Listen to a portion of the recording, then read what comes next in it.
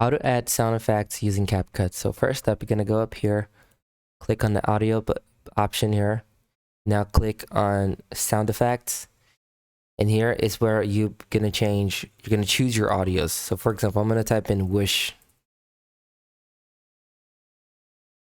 As you can see, it's going to give me a few options. Many whoosh options.